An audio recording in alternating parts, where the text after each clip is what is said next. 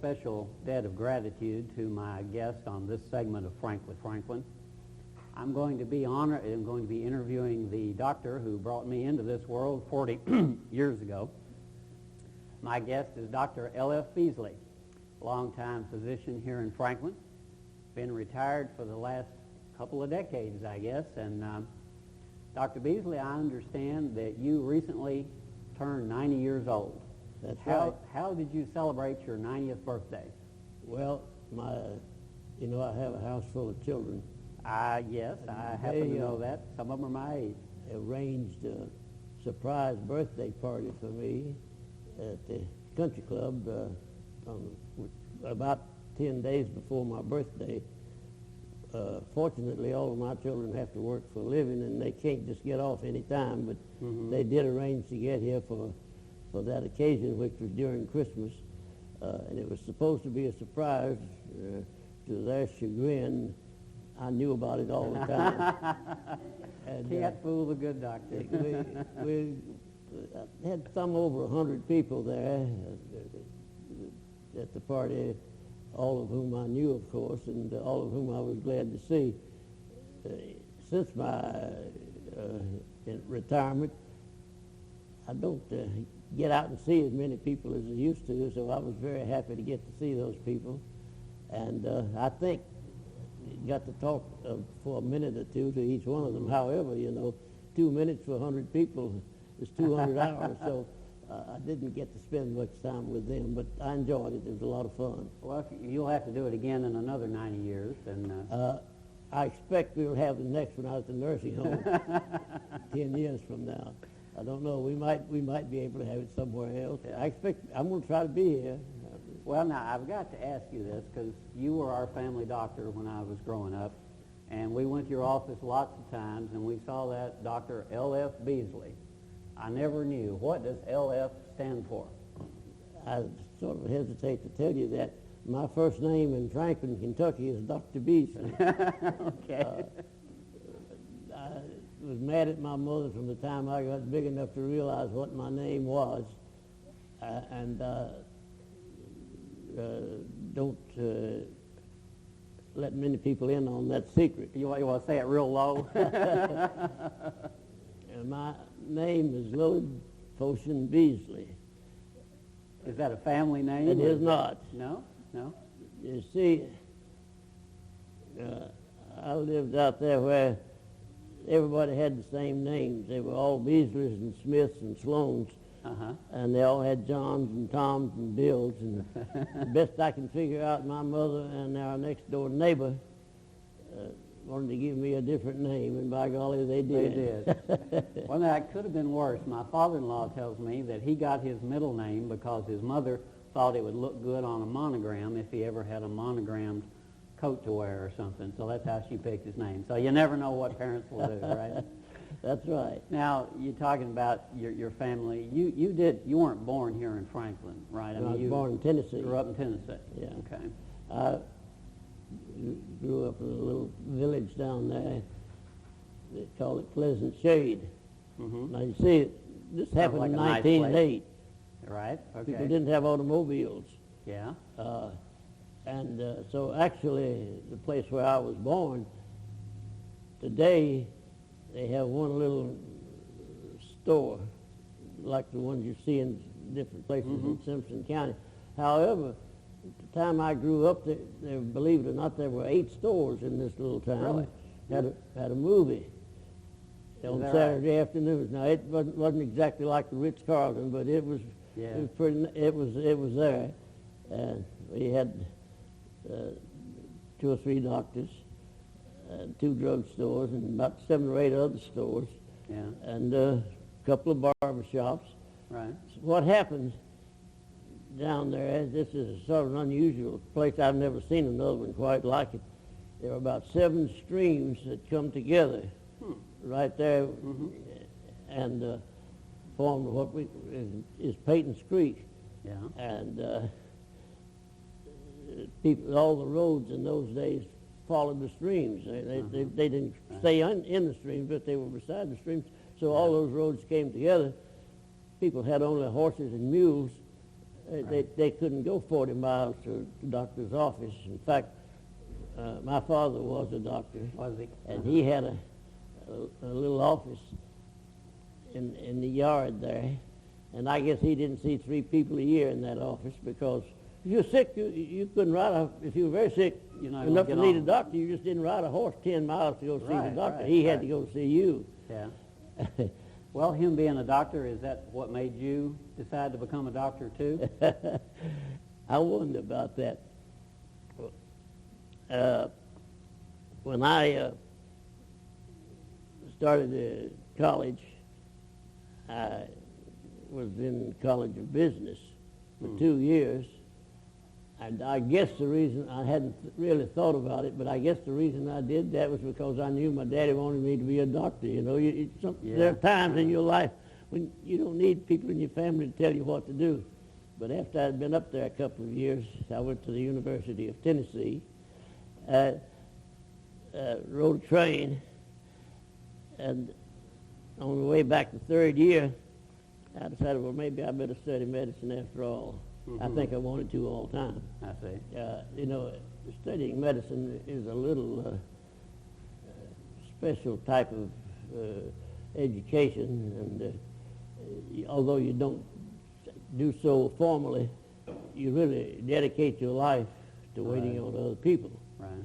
And I think that's what I wanted to do. But well, now, growing up in that little place, Pleasant Shade, were the schools there pretty good? Were you pretty well prepared for going to college? Can I tell you a story about my education? Go right ahead. See, this was 1908, and in Smith County, that county I grew up in, they did not have organized school systems as we have them today. And the only schools they had were what they called subscription schools. Now, a subscription school, my daddy and 17 other daddies or so forth put it in a certain amount of money. Right. And they hired a teacher to teach school. When the money gave out, school was out. Okay. And most of them lasted about 3 or 4 months. And there were, within 3 miles of Pleasant Shade, at least 5 other schools. I mean, they were more or less on the outer fringe of the area that people could go to school. But they all just had the one teacher or 1 or 2? Yeah, they never had schools at the same places, at 2 places at the same time. I see. And I had, when I was 12 years old, we got our first, I guess you'd call it a state-funded school or county-funded school. And they hired a new teacher. He was, and the school lasted 7 months. Well, I'd been to, within 2 years before that time, I had been to school in each one of these other schools. Right. My brother and I. My brother was 3 years older than I was. Okay. And one of them was Mace's Hill, which was about 3 miles, and we rode a buggy over there. But all the others, we walked to them. Yeah. And, you don't get through a 4th grade book in 3 months. You get about a third of the way through it. Right. So I had practically memorized the first part of that 4th grade book. So when this new teacher came, I told him that I was going to be in the 5th grade. The rest of the kids that were in my class they told them they were going to be in the 4th grade because we'd been in it for 2 or 3 years. And after, this was a one-teacher school now, you understand, and he must have had 60 or 70 people in that school. Right. And he realized in 2 or 3 days that he couldn't do justice to 8 grades in one day. There was a cousin of mine who had been living away from Pleasant Shade, and his folks moved back there that year, and he was in the 6th grade. So he said, well, after about a week, the teacher decided that he and I both ought to be in the same grade, and it would save him some time, so he put me in the 6th grade. Oh, well, okay. Well, things got complicated in another week or 2, so he put both of us in the 8th grade. So you're making pretty good progress. I finished 4 years of school in 1 year. You might hold some kind of record. And I guess I was in the first class that ever graduated from Pleasant Shade Grade School. Is that right? Yeah. Well, now, how old were you when you got your medical degree? I was 23. So that's younger than now when people could Well, when I went to medical school, you only had to have 2 years of college. I see. Nowadays, you have to have 4 years. Right. And due to the fact that I changed courses, I had to go 3 years in a summer school, and then I took a correspondence course in psychology. I see. So actually, I was in college 7.5 years before I graduated, and I only like 3 weeks of being 24 when I graduated. But that's about as young as people ever graduated from medical school, I guess. Well, and this was all down in Tennessee. So what brought you to Franklin, Kentucky? Well, I spent 3 years in the hospital before I started practicing medicine. Where was that hospital? Was that? Well, Memphis General Hospital, Okay. Baptist Hospital in Nashville, and Hillman Hospital in Birmingham. I see. Okay. And then you the were ready doctors to. that I knew in Memphis and Nashville and Birmingham, I thought were all having a hard time. Some of them were not making enough money to eat. They barely did. Right. This was during the Depression. I see. And a friend of mine told me that he thought this was before I made up my mind where I was going. He thought that I ought to go to Franklin, Kentucky. It so happens that we had a doctor at that time, Dr. Hinton, who was the youngest doctor in town, who was in the hospital dying, and so I moved in, and he died 2 weeks after I came here. You kind of took over his practice? Well, I suppose I did. I didn't buy anything from him. He was sick and he died, and I just stayed here. Here I am. Now, how long did you practice medicine here? Do you recall? Well, of course, I was in the war 4 years, but I see. my office was open 41 years. 41 years, okay. And I got out of it 23 years ago. So I've been around here a while. You've been around a while, yeah. Well, now, when you got here, this is still Depression Oh, time, you're not kidding. So was it kind of hard? You talked about those other doctors having a little trouble making a living. What about those I first don't think years they had for as you? much trouble in little towns making enough money to eat on as they did in the cities. Rent was much higher. When I came to Franklin, I paid $30 a month rent for my office. Is that right? Paid $10 a month for room rent for where I lived. And I ate in the hotel up the street here. Where Sullivan's is now? For $20 a month. Oh, you pay a monthly fee and eat your meals. Yeah. Yeah. Now, I once in a while, if I collected a bill, I'd eat a steak every now and then. I paid extra for that. Was there a hospital here then, or Doctor, you know where the old hospital is? And Carter Moore Hospital? Or? yeah, well, it was the Guthrie Hospital, and he had gone broke, so it was closed. I see. But it wasn't long after that until Dr. Vickers reopened the hospital, and in the meantime, I took a few people to Nashville, did surgery on some people in the Baptist Hospital in Nashville. And so you would take them yourself by car down there? I don't know whether, I can't remember. I don't guess we went in my car, but we met them down there. And we do it down now, there. that was a little later than when I went to grade school. See, people, a lot of people Had did cars have by that automobiles time, at that time. Well, we're talking about the Depression. Of course, in the late 30s, 37, they had a big flood here. How well I remember that. Is that right? Well, I assume you said your father made house calls. I figure you probably made house calls too. Yeah, this is another story. Okay. Maybe I tell too many stories. But No, go right ahead. I had a patient down at Middleton who had pneumonia. Yeah. Well, of course, it's hard for you people to realize this fact, but when I went to medical school and when I got out of medical school, I was taught that half of the people who had pneumonia were going to die, and the other half probably would live. Mm-hmm. Now, I had a patient down at Middleton who had a pneumonia, and I got down there to see him and told him the situation. And I was still able to get to Middleton at that time, but 2 or 3 days later, the flood was worse. It was flooded some then, but not enough to keep me out. And I had to go. One trip I made went from here to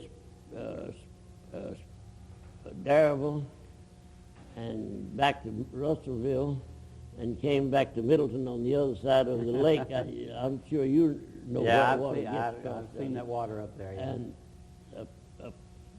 it so happened that he later became my stepfather-in-law, Dick Byram. Oh, met really? me with a boat and boated me across the lake down there, and I went to see him. I think I went 3 times during that period of time. Fortunately, the man got well. Certainly nothing I did for him helped him. Yeah. I mean, maybe it did, but he had a nurse with him.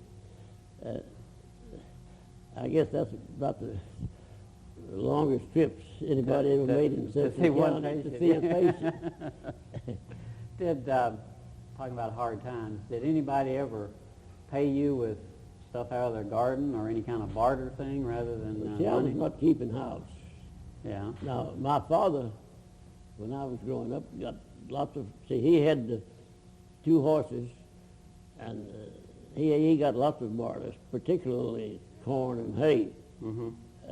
And we raised hogs, and of course had a couple of cows. You didn't go to the grocery store and get a quart of milk. All right. And you didn't go to the grocery store and get fruit. Did not have refrigeration. We did not have electricity. Right. So every family had to provide their whole living. Right. So we had 2 cows. And it's pretty hilly down where I grew up, and my uncle had a farm right across the creek from where we lived, and we kept our 2 cows on his farm. I see. And after I got a little bit bigger than that, not very much, I had to climb that hill every night and get those cows. It was amazing how many times those cows were on the top of the hill, the farthest corner they could get from my house. Well, now, you must not have minded that too bad, because I know you got into the farming business after you got up here. So you must kind of like farming a little bit. Well, I do. I was thinking the other day, I was trying to do a big job farming at one time. Of course, fortunately, I had some good help that did the work for me. Mm-hmm. Now, you had milk cows, Guernseys, I believe, or something. Didn't you have some champion cows at one time? And when I owned the farm, we showed some cows, and the Guernsey cows. Right. Enjoyed it very, very much. I realized it was a very foolish thing for me to do. I mean, but it was fun. But you could spend some of your leisure time out there and... Well, what is that? I never had it. Well, now, if you've been retired 23 years and you don't know, I guess... Well, actually, I've been pretty busy since I retired. I can't tell you what I did, but time gets Well, away. now, my sources tell me that you bought a computer, and at 90 years old, you're learning to run a computer. Is that true? I tell you, I used to think I caught on pretty well. Yeah. I've decided I don't. I only had that about 2 or 3 weeks, and I'm trying to arrange to get a tutor, but I haven't been able to get one yet. Barbara sort of failed on that. She's working on it. But I'm going to have to do that. I think I'm going to enjoy it, though. Well, don't get flustered. Those computers can... I've been playing with the computer all morning, and I didn't get very far. I have learned how to play. I play solitaire normally, but I've learned how to play solitaire on my computer. Oh, really? So that's a very slow beginning. Well, now, you're 90 years old, and as far as I know, last summer you're still out mowing your yard yourself. Well, You plan on doing that again this time? Yeah. Okay. Of course. Well, I mean, after all, I'm still driving my car downtown. Right. I'm driving my lawnmower around the yard. Makes sense to me, Doc. Okay. Well, now, you said when you came to town, you were a single man. You've talked about a house full of kids, so tell me how you met your wife and started your family. Somebody asked me, one of my friends, not many months ago, what girls? I didn't get married till after the war. After World War II. I got married in 1948. And one of my friends asked me what women or girls I went with before I got married. And I told him that I didn't think that was a proper thing for me to talk about. So let's skip that part. Okay. I will say that we had a very happy married life. And of course, as you know, have a pretty big family. Well, tell us, can you click them off there? As to... Yeah, I have 5 daughters and 1 son. My oldest daughter is a CPA, and she works in Jacksonville, Florida. That's Betty. Mm-hmm. Barbara is here with us, and she lived in Gallatin for several years. And Susan is the next one. She married Everett Taylor, and they live in Owensboro. Mm-hmm.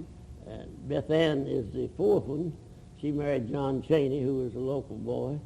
I guess I can't call him a boy anymore. He weighs about 400 pounds. You got a point. Incidentally, they are in Florida now. They've been down there all this week at Have they? Mayo's clinic. He's had some problems. Oh, really? Bonnie is my 5th daughter. She lives in Dallas and works. She works on the Barney show. Oh, really? I don't know whether you. I expect there might be some people who are familiar with it. Now, she's not Barney. Oh, okay. But she works on it. Of course, John is a radiologist. He lives in Mayfield, Kentucky. Mm-hmm. He has 3 children. We have 11 grandchildren, including his 3, and 2 great-grandchildren. Mm-hmm. Are you glad that your son became a doctor, too? That's the 3rd generation of doctors in the family. Everything you ask me, I have to tell a story with it. I'm not mad. Go ahead. John went to the University of Tennessee. Of Kentucky, beg your pardon. Okay.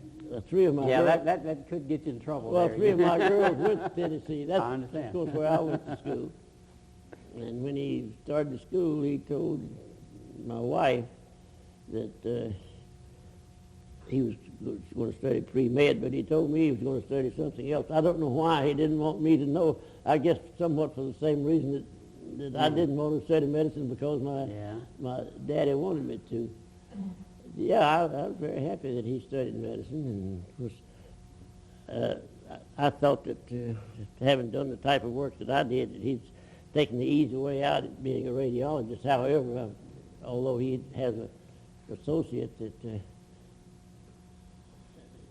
he has about as much, he's busy about as much of the time as I was. Right. Except, I tell people I worked 27 hours a day for 40 years. And that's slightly exaggerated, but it wasn't too far off. I bet that's right. Now that you're retired, do you travel much? Well, of course, my wife was sick for 15 years. So we did do some travel before then. Mm-hmm. She just died last year. But now, weren't you, didn't you go to the Rose Bowl way back a long time ago or something? I have not heard a story about that. The story is that I guess it was 1940, Dr. Kelly and I, Right. Dr. Kelly Sr., Right. went out to Rose Bowl. Tennessee played Southern Cal, and we rode a plane. That's the first time I ever rode a plane. Mm-hmm. It was not a jet, of course. It was a prop plane. And this plane, I don't know whether anybody here ever rode on a Pullman car on a train or not. Most likely you didn't. But anyway, they have beds that they make up on. Right. This plane had beds on it. We had. Really? It took us all night to fly out there. Yeah. Or practically all night. I don't remember exactly. And we went out there and visited some people who previously had lived in Franklin. Mm-hmm. I went to another Rose Bowl during the war. I was out in the Arizona desert, and I had a friend who lived in L.A., and I visited him. I went to another one. I don't remember who played in that one. 2 West Coast teams. I see. The travel was hard to come by in those days. Unless you were in the Army, you didn't travel much. Right. If you were in the Army, you did a lot of travel, but you didn't have Pullmans. Yeah. Well, tell me this. Have you ever been to a horse race? I see that you've been prepped for this interview. The first time I ever went to the races was 1936. I went with Jack Roby and Peggy, his wife. She was, her name was Evelyn Gillespie, but everybody called her Peggy, and they were fixing to get married. So we went up on a train to Louisville, got on the train over here at this station about 1 o'clock, got to Louisville about 7 o'clock, and we went to a furniture store and bought furniture all morning, and went to the races, and got on the train, came back, got back home about 1 o'clock the next morning. So I've been to races maybe too many times. I've enjoyed a lot of it. Well, now, I know in addition to your medical practice and farming, you were on the board of the Simpson County Bank for a long time, active in the business community. I wonder if you could kind of tell me how Franklin has changed and what you've seen in your time here. And Well, you didn't get prompted for this story, but I belong to the Rotary Club, still do. And we had a stockbroker from Nashville one year to come up here and speak to the Rotary Club first Thursday in January, prophesying, so to speak, what was going to happen in the market. Yeah. And Shug, who owned this building, Right. was there, and Shug and I were very good friends, and he had been to the races with us several times, and somehow, you know, 3 or 4 people riding automobile to Louisville and back. You talk about a lot of things, and Shug was, he loved dollars, and I guess I thought I needed them. So we talked about the stock market and things like that. And after this fellow made his speech, Shug said, I don't know what Shug said, but he didn't much like his speech. He said, I'd rather have Beasley on there. And somebody drafted me next year to give that speech to the Rotary Club in January, and I did that for about 15 years. Maybe we'll get another career for you, put you in the mutual fund business and let you... I don't like mutual funds. Oh, no? Okay. Well, shows you what I know about it. What, has Franklin changed quite... I mean, was it pretty rural when you were here? And Well, I started to tell you that in preparing for this speech, I went over to the Simpson County Bank, went down in the basement, and found a report of the financial condition of Simpson County Bank in 1936 or 7, I'm not sure which, which was 2 or 3 years before I started giving my annual lectures. Right.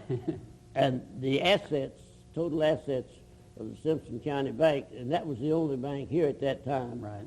were $600,000.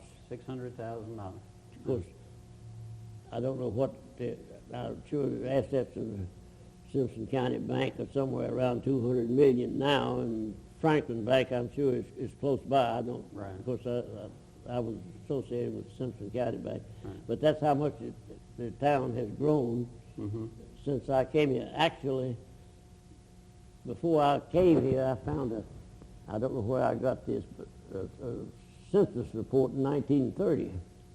I came up here from Gallatin. I'd been down there with my uncle in his office for a few months. I had an uncle who was a doctor too.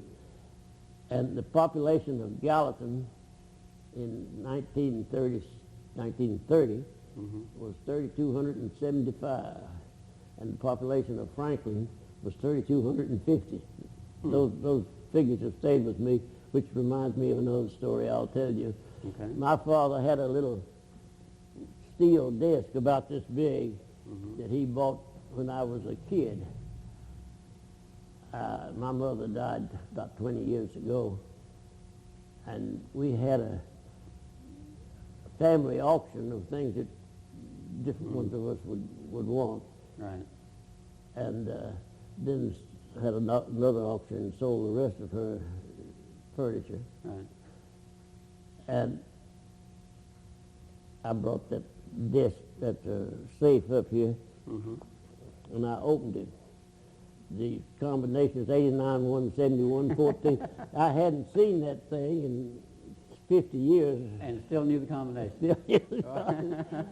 Now, you've always heard that old people remember what happened when they were young, but they can't remember what happened last week. Half the people I see around here, I know I ought to know who they are, but I don't know them. But I remember that very But you well. get into the safe. Well, I'll keep that in mind. Well, now, I promised you when we started that I wasn't going to ask you any medical questions, but I do want to know one thing. You're 90 years old. Do you have any advice to the rest of us who would like to hit 90 or better? I heard that laugh. I have seen too many people who get up, not many of them live that long, but from somewhere around 50 or 60 or 70, they start telling everybody what to do.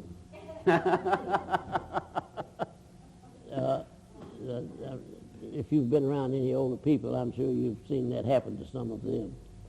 No, I have no advice. So everybody's on their own, and you're going to mind your own business.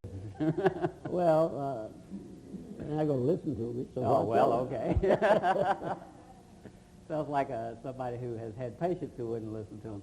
Well, Dr. Beasley, I don't think we need to wait another 90 years before we do this again. This has been very entertaining. Well, we'll have it any time, but I was figured on 10 years. Well, rather than 90. How about 10 months? No, that's just going to be like yesterday. Well, I guess if you got 90 years to figure on, but I think our audience will be ready to hear a little more before too long. But I guess that'll do it for today. So thank you very much for coming in with us. It's been most enjoyable talking with you, and do come back. Okay, thank you. All right.